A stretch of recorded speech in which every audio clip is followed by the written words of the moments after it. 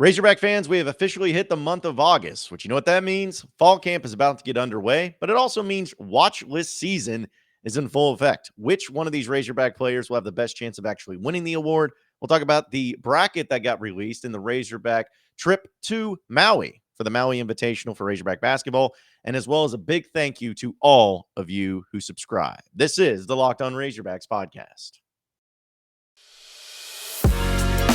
You are Locked On Razorbacks, your daily podcast on the Arkansas Razorbacks, part of the Locked On Podcast Network, your team every day.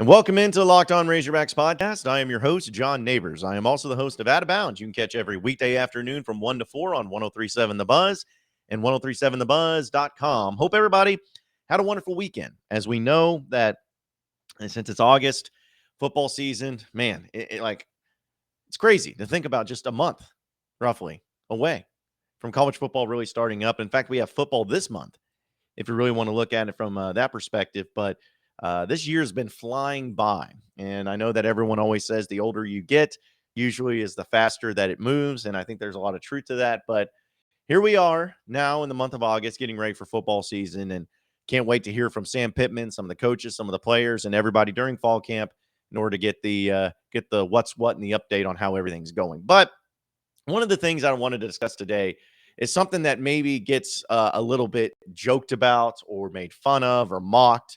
And I even do it the same way. If you look at my little whiteboard up here, you'll see my sarcasm surrounding it.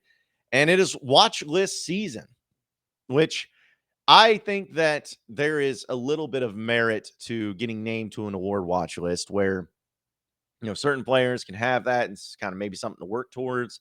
Maybe it's like a little bit of a preseason honor before the season starts to kind of show, hey, we got our eye on you. We're watching you. I mean, that's essentially what it comes down to. But I also think that there's something ridiculous about when a player gets named to a watch list award that has 85 other players on it.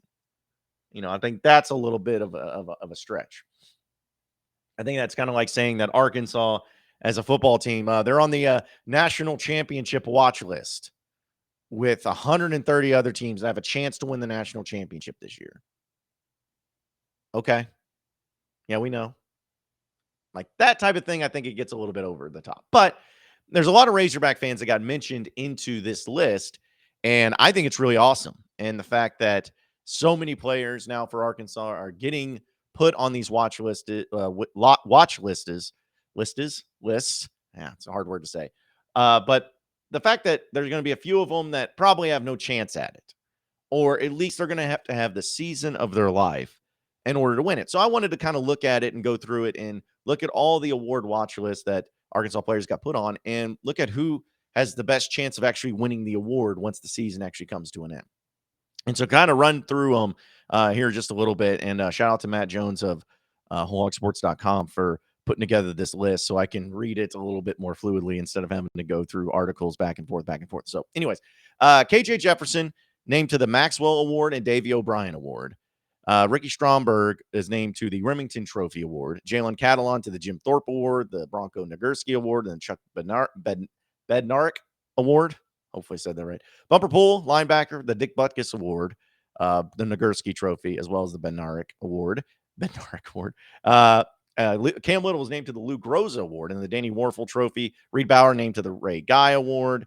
And essentially what it is that you have best player, best quarterback, best center, best interior lineman, best defensive back, best defensive player, and best defensive player for both the Nagurski and the Bednarik Award. Butkus Award, Groza Award, Ray Guy Award is always for the linebacker, place kicker, and best punter. And then the Warfel is for community service, athletic, and academic achievement. So a lot of award watch lists that some of these Razorback football players got put on. And I'll be honest, like I think it's a lot easier to be able to distinguish who's the best quarterback or who's the best offensive player in the country. Like that's a little bit easier than say what it would be for the Remington Trophy, the center position, which Ricky Stromberg, of course, is up for as well. But either way, some of these are not very surprising. And I know that there's probably some other award watch lists that some of these players may have been put on that maybe people are paying attention to a little bit more.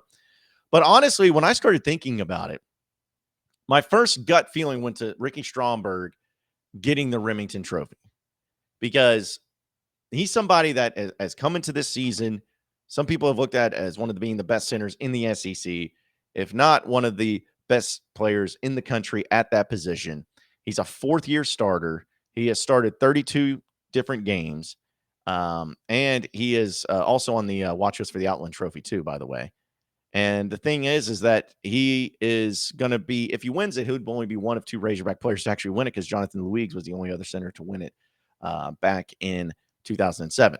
But the reason that I'm probably leaning towards Stromberg, other than the obvious reasons I just stated, is because we know that if there's going to be a group of players on a Sam Pittman team that's going to be elite, it's going to be the offensive line.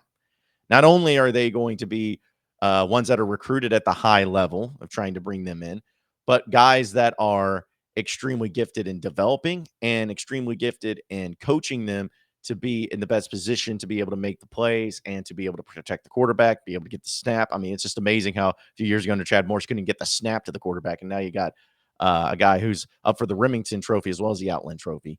So all those things put into place, I feel like that's probably the most obvious answer. Ricky Stromberg winning the Remington. And if he does win the Remington, to me, that really showcases that the offensive line in general for Arkansas has been really good this year. And that'll probably get him into a position to where he'll be a first-round draft pick next year. Maybe not. Maybe not. Second round, possibly. Third round, more than likely. But at least going in one of the top 3 rounds. I think he'd be a top 3-round pick if he ended up winning the Remington and moving on with his NFL career and going that route as well. Now, maybe when you heard me go through that list, you're probably like, oh, yeah, that's obvious with Remington. But I'm going to throw you a little bit of a curveball when people are asking about, well, what would be the next obvious one that would be up for an award that we could actually win the award once the season comes to an end. And folks, I think it's going to be KJ Jefferson. Now, throw your tomatoes at me because I'm sure some of you say, well, what about Jalen Catalon, the All-American, or Cam Little being the Luke Rosa Award? I mean, what are we talking about here? Okay, I can hear that and I get all that. But my only thing is that in those positions, and especially when you have so much bias towards particular teams and particular coaches who are dealing with these defensive players, I just think it's a lot more difficult to break through among that position group and among being like the best defensive player in the country or the best linebacker or the best safety, whatever it may be. Because so many times people are going to lean towards Alabama players or Ohio State players or whoever, these teams that are Georgia players, teams that are going to be in the national championship hunt, which Arkansas would need a lot to be to that position. But I feel like so many times they lean towards that, even though a player may have more tackles or be a better player overall, they're going to be like, well, who was the best player on the defense? Like, that's one thing. And that's kind of how I view it. But with KJ Jefferson, I'm not talking about the Heisman here because he could win the Heisman. I think everybody knows that if you listen to this podcast, I've been on the train that there's a possibility he could compete for the Heisman. And even the Maxwell Award, who's kind of like, I guess the Heisman, but it's not really the Heisman. It's the best player, but it's like whoever, I think they always said whoever usually wins the Maxwell doesn't win the Heisman, whatever it may be. I'm not even talking about that one necessarily. I'm talking about the Davey O'Brien Award being the best quarterback. Because as many great quarterbacks as there are in the land, the one thing that you can't deny many times from quarterbacks is that, okay, who did the most with the least on a team that ended up being successful and not making many mistakes and also being able to be a player that wasn't just a beneficiary of the system that they're in. Like, people like look at like a Will Rogers at Mississippi State and look at his numbers and say all the great things that he's done, which he has. And I'm not taking anything away from him. But it doesn't matter who plays quarterback under Mike Leach. They're going to put up insane numbers. I mean, there's a reason why no quarterback under a Mike Leach system has really translated into the NFL. It's a system. It's like just throw out there and guys are just going to be in that system. I think that even, Hendon Hooker over at Tennessee with, what's his name? Like, it's just Heupel. Like, he's a great quarterback, but it's such a beneficiary of the system that you're playing where no matter who's in that system, they're going to put up insane numbers. So I just don't think you can look at the numbers themselves and say that's why a quarterback's going to be great. And also, Bryce Young, we'll see what he does.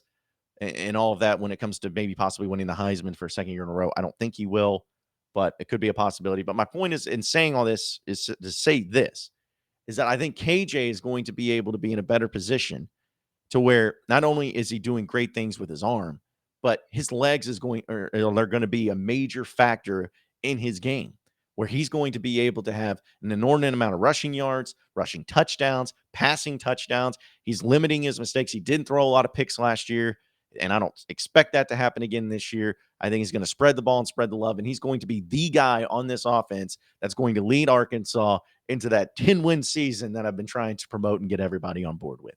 I believe that's what's going to happen. I believe that's what can happen.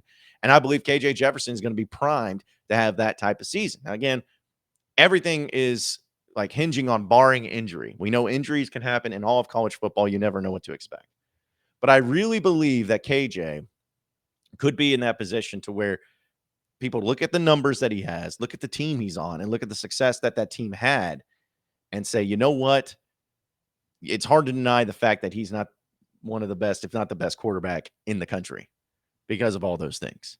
Now, some people are probably going to be commenting in there in the comment section saying, well, you just mentioned biased against or with Bama and Georgia and all that. Or you don't think that people won't be biased at the quarterback position against Arkansas? Maybe, but I think less so because the numbers, the record will speak for itself, and the quarterbacks always get a lot more attention paid to them. You know, it's not like we're, oh, crap, I got to vote. I don't know really much about these players, but I know this player from Bama. There we go on defense. Like you don't really do that. But I think at the quarterback position, since it's showcased so much, people pay a lot more attention to it. And I'm trying to give the benefit of the doubt to the people who actually vote that they're not going to vote stupidly and biasly and just say, oh, well, who's the best quarterback on the best team? We'll give it to them. Hoping that they actually go through it. But I think KJ Jefferson has a great chance of winning the Quarterback of the Year award. And who knows? Maybe even more. Maybe the Maxwell. Maybe the Heisman. We'll see. Probably not, but it's a long shot. Hey, you never know, man. College football's crazy like that. But I like their chances. We'll see how it goes. But I honestly think that KJ has a great chance at it. I think Ray Stromberg, of course, has the best chance of winning it all. When it comes to that, I mean, if they're going to do a quick third one, hoping Cam Little for the Lou Groza. I'm hoping. Because if he wins the Lou Groza, that means that not only is Arkansas is making a lot of kicks, a lot of extra points, a lot of field goals, but it means that he hit some clutch field goals and clutch situations too, which we all would really appreciate that if he ended up doing that. As you gear up for the fall, you need the right people on your team to help your small business fire on all cylinders. And that's what LinkedIn Jobs is here for, to make it easier to find the people that you want to talk to faster and for free. Create a free job post in minutes on LinkedIn Jobs to reach your network beyond the world's largest professional network of over 810 million people. Then add your job in the purple hashtag hiring frame to your LinkedIn profile to spread the word that you're hiring so your network can help you find the right people to hire. It's why small businesses rank LinkedIn Jobs #1 in delivering quality hires versus their leading competitors. LinkedIn Jobs can help you find the candidates you want to talk to faster. And did you know that every week, nearly 40 million job seekers visit LinkedIn? Post your job for free at linkedin.com/lockedoncollege. That's linkedin.com/lockedoncollege to post your job for free. Terms and conditions do apply. You are Locked On Razorbacks, your daily podcast on the Arkansas Razorbacks, part of the Locked On Podcast Network, your team every day. All right, so we talked a little football. Do want to talk a little basketball as well for the Razorbacks because as we really went into last week and talking about some of the stuff that Eric Musselman had to say and give his updates on everything, it's pretty incredible how even though we're in football mode, getting ready for the football season, I did a one-off of talking basketball. And on YouTube, at least, it was one of my most watched and listened to podcasts from last week, which is awesome. Like, I love that because it just shows that even though it's football mode, people are still hungry to hear about basketball and about Eric Musselman and the team and what they're getting ready to do. So anyways, a little bit of news on that front when it comes to Razorback basketball. As we know, they're going to be playing in the Maui Invitational over in Maui. And that's an exciting time, especially from November 21st to 23rd. Football season will kind of be coming to an end that week. Arkansas is going to be having a great tournament to play in. And the 8 teams that are involved in this tournament, of course, is the Razorbacks. Chaminade, we always know they're involved every single year. You got Arizona, Cincinnati, Louisville, Ohio State, San Diego State, and Texas Tech. So I will say that there were probably a few other teams I really wish was in there instead, but it's not bad. I mean, anytime you can have a good field of quality teams that could possibly make the NCAA tournament, it's always going to help your net ranking. That is such crap, but I think the matchups could be really intriguing. And it was officially announced that Arkansas on November 21st I want to make sure that they're all in Eastern time in parentheses. Okay, so 4 o'clock, because you got the Hawaii time and then the Eastern time, so you got to throw it all off. Anyways, the game in Maui will be at 4 o'clock Central Standard Time. Is it Standard Time? Central Time. Central Time. We'll just call it Central Time. 4 o'clock, and it'll be on ESPN2. And they'll be facing off against Louisville.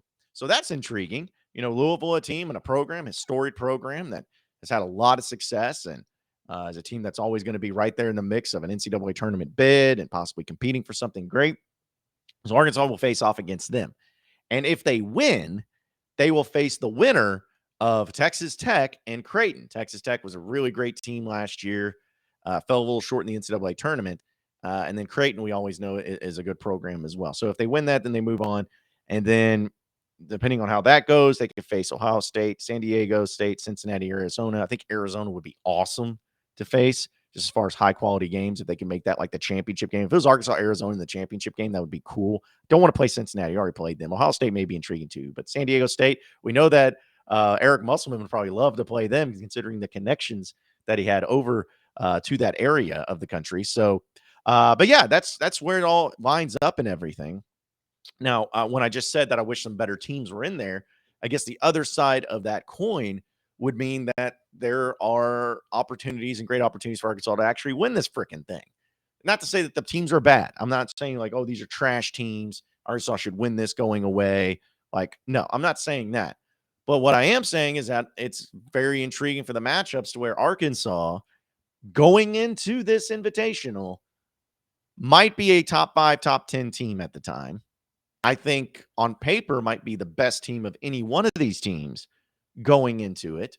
And if they won it, I would not be surprised. And think about how cool it is, because we know how high the expectations are for this upcoming season. Like, we know that people are thinking, like myself, that Arkansas could be a team that wins a national championship. Like, they could compete for a national championship this year, a Final Four for sure. They could win the SEC. Like, they're going to be that good when it's all going on. So, considering all of that, I think that if Arkansas was able to win the Maui Invitational, that suddenly would catapult them into not only being, oh, that's kind of a contender if everything goes right. It's like, holy crap, this early part of the season, they went out to Hawaii and beat a lot of good teams and won the Maui Invitational. They're bringing that trophy home. If they can go out and do that and take care of business in that regard, who's to say that they can't do more incredible things as the season goes on? Like, it would be a nice little, like, okay, this isn't just a joke. This is real. This isn't just false hope. This is a real thing. This is legit. This team could do a lot of great things. Because even last year when they played in that Kansas City tournament, it's like they only played 2 games. They played Kansas State and Cincinnati, which they won, and it was awesome. But Kansas State was not that great of a team. And then Cincinnati was fine, but it didn't really have the same luster and allure to it all like the Maui Invitational does. Like, this is one of the biggest season tournaments, midseason tournaments you can have in college basketball. So it sets up nicely for Arkansas. If they end up taking care of business, end up winning it, I wouldn't be surprised. And just think about how much confidence that would give you as a Razorback fan once the season really gets started, for them to not only make some noise in the SEC, but even able to make some noise once they get to the NCAA tournament. So cool stuff going on there. I wonder how many Razorbacks will be making the trip. I'm still trying to make the trip. Still trying to, find a way to make it all work. Like, I talked to the 1037 The Buzz people. I was like, hey, do you think you can do this? They're like, well, sure, if you fly yourself out. But we may pay for your stay and everything. But if you fly yourself out, we'll consider it. I was like, all right, we'll see. So that'll be something that once it gets closer to it, I'm sure we'll start talking about a little bit more. But either way, got a great opportunity there for the Razorbacks. We'll get to our final segment here in just a second. BetOnline.net, though, is the fastest and easiest way to check in on all of your betting needs. Find all of your favorite sports and events at the #1 online source for odds, lines, and games, and find reviews and news of every league, including Major League Baseball, NFL, NBA, NHL, combat sports, esports, and even golf. BetOnline continues to be your top online resource for all of your sports wagering information, from live in-game betting, scores, and podcasts. They have you covered. Head to betonline.net today or use your mobile device to learn more about the action happening all today at betonline.net, where the game starts. You are Locked On Razorbacks, your daily podcast on the Arkansas Razorbacks, part of the Locked On Podcast Network, your team every day. Okay, so final segment here on the Locked On Razorbacks podcast. I try to do these, as you know, if you listen to the podcast a few times every so often, just to show my appreciation to all of you who listen and subscribe, because I truly mean it. Like, I before I start kind of, I guess, going in through what I was actually going to say, I just wanted to say that, like, people don't realize that, yes, I do this, and yes, I do have a job in this field, and I'm like one of the luckiest people in the world to be able to do something that they love, something that they enjoy, something that they enjoy talking about, and something that they actually get paid for and make a living on. So, like, I'm very blessed and very fortunate to be able to be in this position to do what I do, how I do it, when I do it, and in the manner that I do it. And I can't tell you the love and passion that I have for it.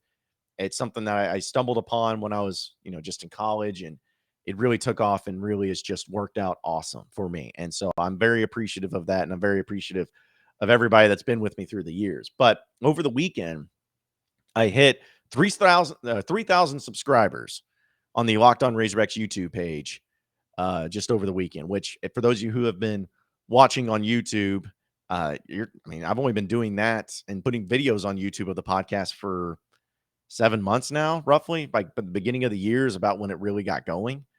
And, like, that's incredible.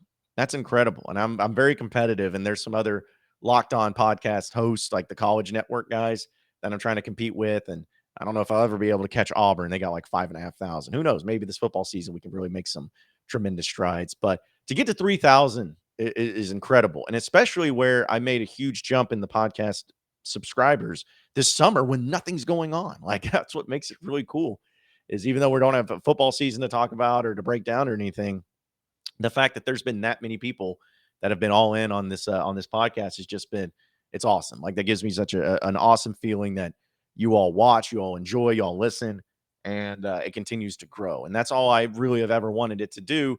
And that's all I ever want to do on this podcast, is just to have fun talking Razorbacks with all of you. Now, obviously, it's not very interactive. It's not a transactional type of process. It's more just all of you listening or watching me.